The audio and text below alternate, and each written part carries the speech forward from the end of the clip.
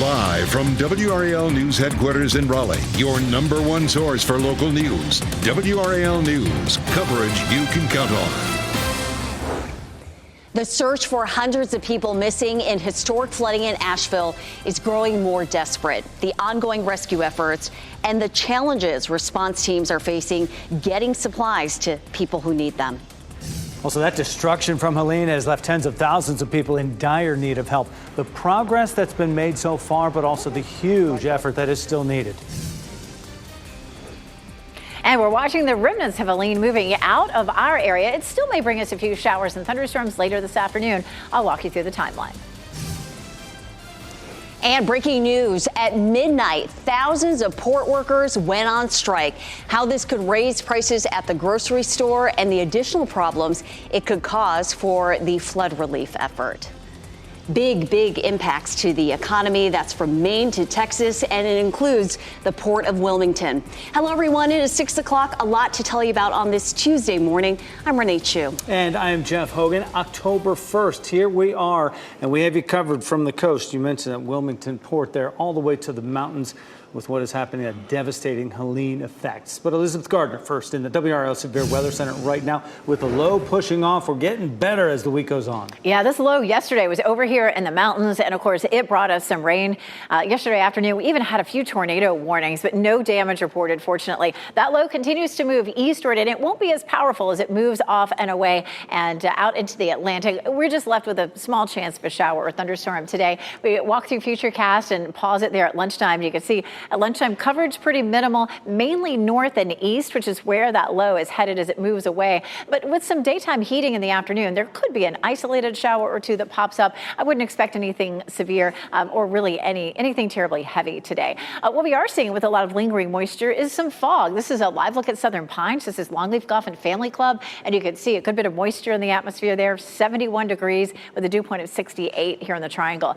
We have some low clouds in Lewisburg and Rocky Mount with fairly low visibility, a mile there, 3 miles. But down in Rayford and Southern Pines, visibility is at about a quarter of a mile, and we would consider that to be fog. So expect some isolated showers potentially in our northeastern counties this morning. Otherwise, some areas of dense fog, especially in our southern counties. That's what you'll see for your morning impacts. We take a look at our Futurecast, our potential for some showers and thunderstorms later this afternoon. We'll also see a high of 78. Looking at the tropics, a 40% chance that we have some development down here in the Gulf of Mexico. But the models this morning are really looking at that sitting here offshore and producing some rain, but not really moving onshore as a tropical system. So it's an area that we'll keep watching, Ken. All right, Elizabeth, at 6:02 for those of you getting ready to head out. A quiet start to your morning commute this morning. In Wake County, the Beltline completely free and clear in the eastern part of Wake County. We're just seeing a little bit of a slowdown right there that we usually see this time of the morning coming in there on Arundel Avenue, getting up on 64, those 87 southbound lanes, but nothing really that's going to make you late this morning in terms of our major roads. Let's head out and give you a live look at one of our major roads. Traffic is definitely picking up at I-40 and Airport Boulevard, but you can see traffic is moving at a steady clip and delay-free at this hour. Floodwaters are receding in western North Carolina, and that's giving us a closer look at the catastrophic damage left behind. This is video from Fairview in Buncombe County. You can see the entire community is gone. 49 people are confirmed dead in North Carolina after the impact of Helene. At least 40 are dead in Buncombe County alone. Asheville's mayor says about 600 people are still missing. The state has gotten nearly 3,000 calls from people who are looking for loved ones. President Biden will get a firsthand look at the damage there tomorrow. He is pledging federal support. And another blow to the recovery effort. Just hours ago at midnight, workers on coastal ports, including Wilmington, across the country went on strike. And that could cause major delays in delivering aid and rebuilding materials to western North Carolina. More on that strike in just a moment. But first, WRAL's Brett Neese is live in Asheville this morning. And Brett, you're in the River Arts District. A lot of folks are familiar with that area, and it is just unrecognizable after Helene. It's true, and Renee, it's an iconic area, an iconic part of an Asheville experience here, but there's just so much damage as they start to pick up the pieces, and there are so many pieces to pick up. The washout here on Riverside Drive is incredible to look at. You can see underneath a fire hydrant right there, all of the flooding that was able to take away all of the dirt, the mud, the concrete, and then, I mean, the roads are collapsed in several places, including right here on this main drag through the River Arts District. But of course, the need for supplies in Buncombe County is still so great. We have video here showing you what the supplies and the distribution sites looked like yesterday as they finally, after days, are up and running. And you can see just so many volunteers handing out case after case of water and those ready-to-eat meals that are so necessary. Before yesterday, Martha Hicks tells us she didn't have water for 4 days. She's just grateful for the food that's being passed out at these sites. I think these are great. Our military eat MREs. So if it's good enough for them, it's good enough for us. The damage, though, of course, not limited to just one area. This is Wilson's Riverfront RV Park, where campers were ripped apart. And as we see more and more of this damage throughout all of this area, the realization starting to set in for a lot of these residents that the cleanup and the recovery effort, it's not going to take just weeks or months. It will be years. Live in Asheville, Brett Neese, WRAL News. More than 1,200 federal workers are now on the ground in western North Carolina. They're responding to one of our state's worst disasters in history. WRAL's Laura Levine is joining us live this morning from the National Guard headquarters in Raleigh. Laura, good morning. These teams are working to deliver those supplies, help the utility companies get the power back on, and also find people who are missing. Jeff, good morning. And the list goes on of what happens next when it comes to recovery. We know that the National Guard says they have 800 people working to make sure on this task and this event that they're able to support the needs at this time. Meanwhile, we know FEMA later this morning will give an update on some of their recovery efforts in the hardest hit areas. As you're taking a look at this aerial footage now of western North Carolina, the devastation is, it's just far reaching. We know FEMA has delivered about 1 million liters of water and more than 600,000 meals to North Carolinians. The federal agency has also established feeding sites. However, many people still do not have access to some of these locations. FEMA Administrator Deanne Criswell says the agency, as you mentioned, has 1,200 federal personnel supporting the response efforts. We are going to be here as long as it takes to finish this response and continue through the recovery. This is a historic storm with catastrophic impacts across many communities. But I want the people of North Carolina to know that we have the resources here in North Carolina to help with this response, to begin the recovery. We will continue to send additional resources in. And we will have better information later this morning on what that looks like here in North Carolina with that media briefing beginning at 11 a.m. Laura Levine, WRAL News, live in Raleigh. We also continue to expand our coverage. WRAL's Dan Haggerty is headed to Asheville. He'll be live there starting at 4 this afternoon. So look for his reports along with Eric Miller, Chris Michaels, and Heidi Kirk. We are spread out all across the region.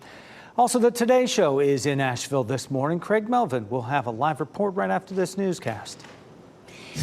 Breaking news at midnight. More than 45,000 port workers on the East and Gulf Coast went on strike. This is a live look at the picketing workers in the Port of Philadelphia. WRAL's Kelsey Coffey joins us live now from Cary. And Kelsey, this could have a wide-ranging effect on the economy as well as recovery efforts after Helene. Renee, exactly. This strike could cost the U.S. economy more than $4 billion per day. And you may notice the impacts of the strike the next time you make a trip to the grocery store. Tens of thousands of port workers are walking off the job this morning. They're demanding higher pay and more protections against automation. This could impact recovery efforts in western North Carolina. There may not be an immediate effect, but we could see impacts down the line when it's time to transport construction materials and rebuild the area. This is going to cause container rates to increase, which means it'll cost potentially 20 to 50% more every time something is shipped. As for everyone else, this could impact the prices you pay for everything from cars to groceries. We will see some selected prices in retail stores go up, particularly if you're talking about food, something that people are very conscious about because they buy it every day. Now, President Biden does have the power to end this strike and demand for people to go back to work, but his administration says he won't do that out of respect for workers' rights to strike. Kelsey Coffey, WRAL News, live in Cary. Tonight, Senator J.D. Vance and Governor Tim Walz will square off for their only vice presidential debate. CBS News is hosting the debate. You can watch it live on WRAL with full coverage starting at 8 p.m. Former President Donald Trump will campaign in Wisconsin today for the second time in a week. He'll host rallies in Milwaukee and Waunakee. He was just in Wisconsin Saturday for a rally. Today will be his 7th visit to the state during the campaign. Tomorrow, Vice President Kamala Harris and her running mate, Governor Tim Walz, will be in Pennsylvania for a campaign event. Still to come, players from NC State's football team are showing their supports in Western North Carolina, how you can help them get some much-needed supplies to that area. And a dramatic high water rescue in Boone after 4 students were forced out of their car. We'll hear from one of those students. And meteorologist Elizabeth Gardner tracking the weather for today. Yeah, a little interesting as folks are headed out the door. We do have some patchy fog. As you take a look toward downtown Raleigh, you can see the clouds lowering to the tops of the buildings. I'll show you what it will look like as you head out the door this morning. As you get into your car, tune to WRAL News Plus on your radio. In Raleigh on 99.3 FM. In Durham, 96.5 FM. And everywhere on 101.5 HD3.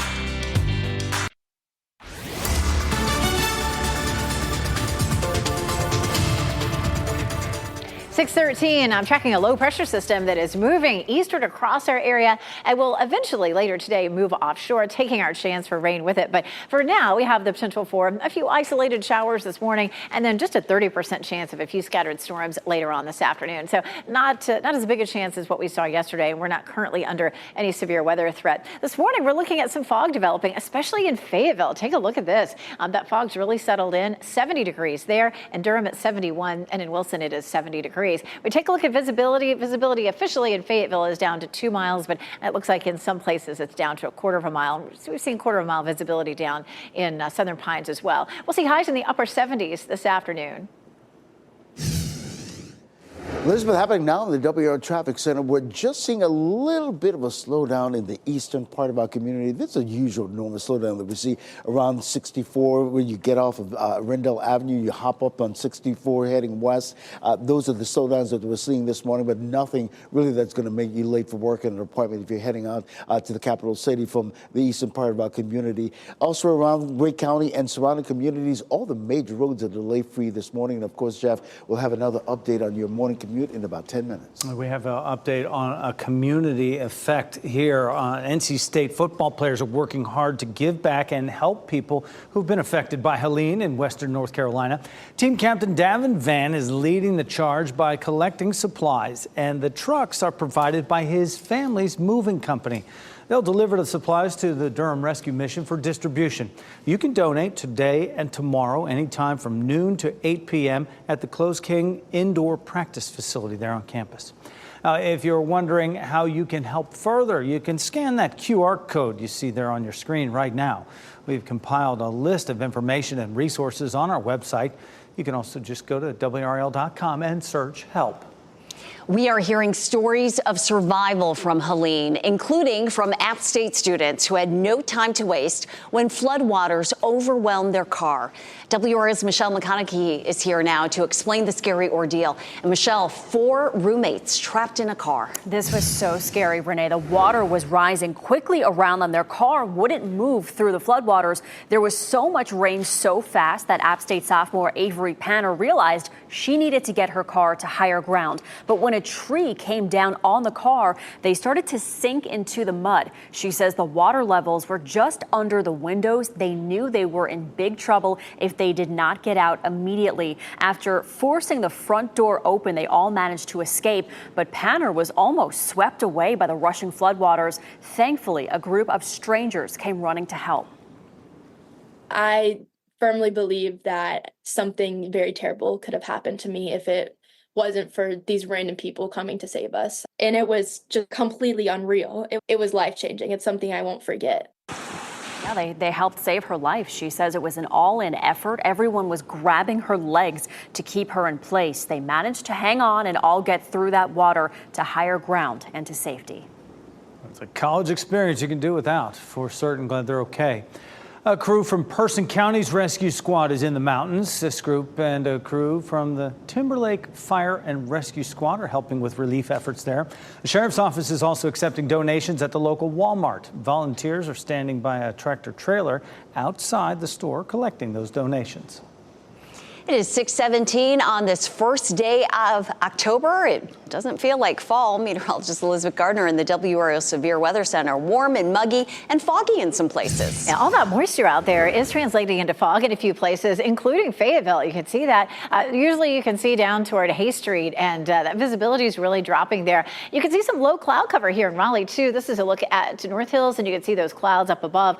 Chapel Hill looks pretty good, and so does Apex. But we do have a good bit of cloud cover out there this morning. We started off with a few isolated showers. Right now, the radar is quiet, but we may end up with a few isolated showers redeveloping up in our northern counties this morning. And certainly we're seeing some areas of dense fog. A few isolated thunderstorms this afternoon, but we're not likely to see a repeat of yesterday where we had several tornado warnings, a few isolated storms through the evening, and then we turned dry overnight. And then that should be it for a while. This low pressure system is moving on out. This low was sitting over Tennessee and Kentucky over the weekend, just bringing some scattered showers there. That's the remnants of Helene. It's not going to bring much rain to us today. A better chance of rain is going to be in our northeastern counties or up into Virginia. That low pressure system will continue to pull off and away. And you can see more rain certainly up into Virginia right now. And again, once that moves out, that's going to drop our chances for rain. Here's a look at futurecast for us this morning. Again, you can see some of those showers mainly out of our viewing area up into the northeast. But this afternoon, with a little bit of daytime heating, we could see an isolated shower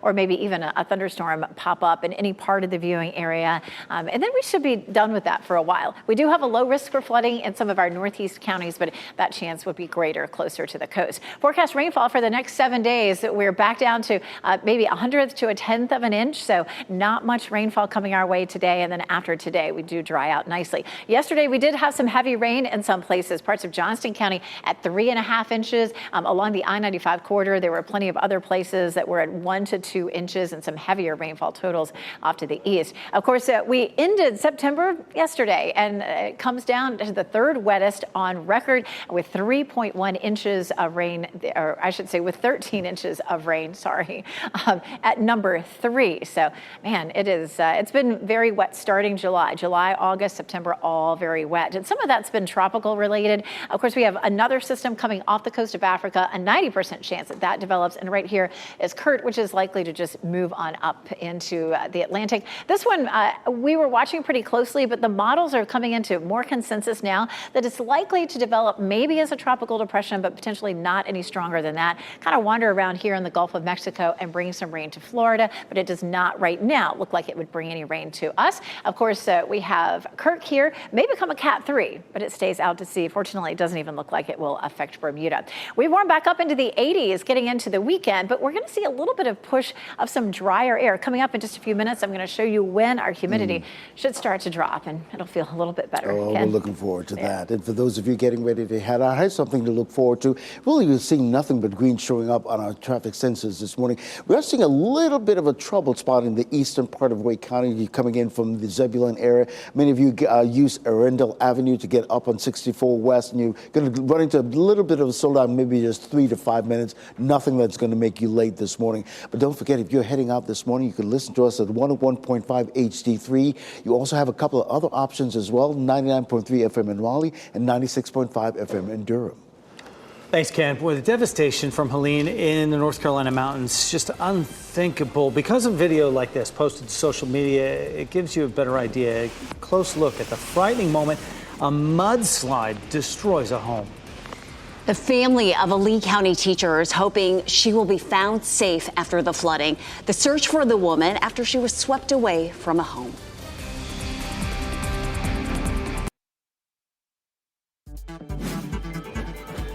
This What's Trending report, sponsored by Rug & Home. The New York Mets are heading to the playoffs, and a big purple good luck charm could be to thank.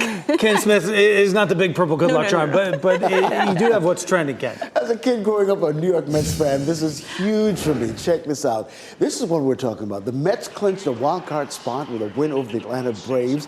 Fans on social media say the season turned around after McDonald's mascot Grimace became a Mets fan. The Mets won 61 of 97 games after Grimace threw out the first pitch at a game back in June. Good luck, terrible arm. But it started with Grimace and it ended with that doubleheader. It was weather delayed because of Helene. Okay, so they had to play 2 games against the Atlanta Braves. If either one of them won one of the games, they would go to the playoffs. So they split that doubleheader yesterday. So it's a win-win all the way around. Mets go, the Braves go. Love it. Big fan. Yeah. A skateboarding legend, Tony Hawk, is now a grandfather. He shared this photo on Instagram with his new grandson. His son Riley welcomed to the little boy with wife Frances being Cobain. She is the daughter of the late Nirvana frontman Kurt Cobain. Yeah, talk about a gene pool there. So the grandparents from rock royalty and skateboarding royalty. Wow. Ken, thank you. Sing and ride. Several communities in our area are celebrating National Night Out tonight. Durham Police Department will host an event 4 to 8 at police headquarters. Rollsville Police will have theirs 5 to 7 at Redford Place Park. City of Sanford will have a celebration from 5:30 to 7:30. That's at the Municipal Center. Rocky Mount will host an event outside the historic train station there starting at 5:30. You can find more about these events on our website, WRAL.com. Also, as floodwaters begin to recede, the devastation in western North Carolina is becoming even more apparent. The work to restore that power and communication there and the search efforts to find hundreds who are still missing. And take a look at our cloud cover forecast. It's going to be pretty cloudy, anywhere from 60 to 70% of the sky covered with clouds today. Some patchy fog out there this morning. I'll show you where it looks thickest as you head out the door. And nearly 6.5 hours ago, thousands of dock workers at the nation's ports went on strike at midnight. The price increases that could bring and how it could affect the recovery effort in the mountains of North Carolina.